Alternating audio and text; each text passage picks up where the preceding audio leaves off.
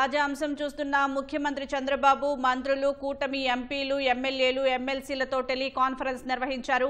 అటల్ సందేశ్ మోదీ సుపరిపాలన యాత్రలో పాల్గొనాలని నేతలకు పిలుపునిచ్చారు. మరింత సమాచారం మా ప్రతినిధి కృష్ణని అడిగి తెలుసుకుందాం. కృష్ణ, కూటమి నేతలకు సీఎం ఏ సూచనలు చేశారు? సుజాత, ముఖ్యమంత్రి చంద్రబాబు 3 పార్టీలకు చెందిన మంత్రులతో పాటు ఎంపీలు ఎమ్మెల్యేలు ఎమ్మెల్సీలతో టెలికాన్ఫరెన్స్ నిర్వహించారు. ఏదైతే అటల్ బిహారీ వాజ్పేయి శత జయంతి ఉత్సవాల్లో భాగంగా బస్సు యాత్రని చేపట్టారో దీనికి సంబంధించి ప్రధానంగా చర్చ జరిగింది. ఏదైతే వాజ్పేయితో తనకున్న అనుబంధాన్ని, ఏదైతే నాడు వాజ్పేయి ప్రధానమంత్రిగా ఉన్నప్పుడు తన ఉమ్మడి ఆంధ్రప్రదేశ్ ముఖ్యమంత్రిగా ఉన్నప్పుడు ఉన్న అనుబంధాన్ని కూడా చంద్రబాబు ఈ సందర్భంగా గుర్తు చేసుకున్నారు. వాజ్పేయి హయాంలో వచ్చిన స్వర్ణ చతుర్దశి హైవే ప్రాజెక్టు దేశ దశాదిశను మార్చిందని చెప్పి కూడా ఆయన గుర్తు చేసుకున్నారు. అలాగే వాజ్పేయి స్ఫూర్తిని యువతలో నింపేలాగా అటల్ సందేశ్ మోదీ సుపరిపాలన యాత్ర తలపెట్టిన బీజేపీ కార్యవర్గానికి కూడా ఆయన అభినందనలు తెలిపారు. ఈ కార్యక్రమంలో 3 పార్టీలకు చెందిన నేతలు కూడా పాల్గొనాలని చెప్పి ఆయన దిశానిర్దేశం చేశారు.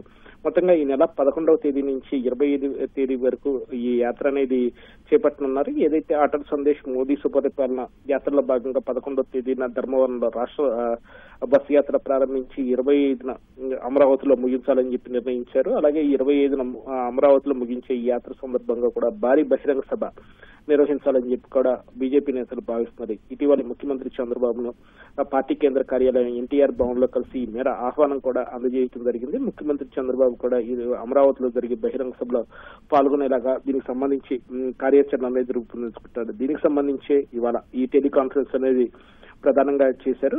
3 పార్టీల నేతలు కూడా ఈ యాత్రలో పాల్గొనాలని చెప్పి కూడా ఎక్కడికక్కడ ప్రతి నియోజకవర్గంలోనూ తమ మద్దతు సంఘీభావం తెలపాలని చెప్పి ఆయన స్పష్టం చేయడం జరిగింది.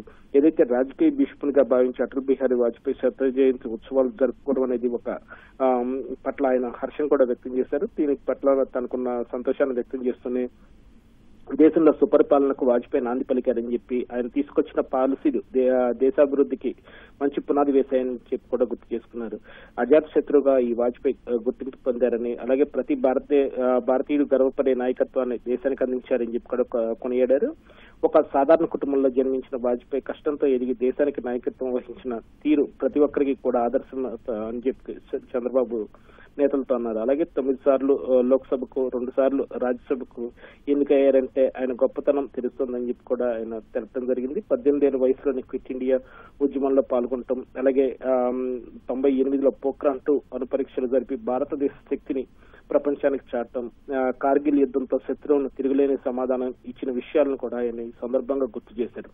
తనకు కూడా వ్యక్తిగతంగా కూడా వాజ్పేయితో ఉన్న అనుబంధాన్ని సీఎం గుర్తు చేసుకున్నారు. రాష్ట్రాభివృద్ధిలో ఆయన ఎంతో సహాయం నాడు చేసిన సహాయాన్ని కూడా ఈ సందర్భంగా తెలిపారు. ప్రజలకు పనికొచ్చే పనులు ఏం చెప్పినా సరే వెంటనే చేసే తీరు వాజ్పేయికి ఉందని చెప్పి కూడా సీఎం తెలిపారు. పాలసీల రూపకల్పన గురించి చాలా త్వరగా నిర్ణయం తీసుకోవటం వంటిది కూడా వాజ్పేయికి ఉన్న మంచి లక్ష్యంగా ఆయన అభివర్ణించారు. ప్రధానంగా ఈ టెలికమ్యూనికేషన్ రంగంలోనూ అలాగే విమానయాన రంగంలోనూ ఆయన సంస్కరణలకు నాంది పలికారని చెప్పి సీఎం కొనియాడటం జరిగింది. అలాగే సుపరిపాలన ఎలా ఉండాలో ఎన్టీఆర్ వాజ్పేయిని చూస్తే అర్థమవుతుందని చెప్పి సీఎం అన్నారు. ఎన్టీఆర్ కూడా విశిష్టమైన వ్యక్తిత్వం కలిగిన వ్యక్తిని, పట్టుదల అనిత్యం మంచి చేయాలని తపంతో ఆలోచించేవారని, అదే తరహా వాజ్పేయి కూడా అదే తరహాలో పనిచేశారని చెప్పి కూడా సీఎం గుర్తు చేశారు.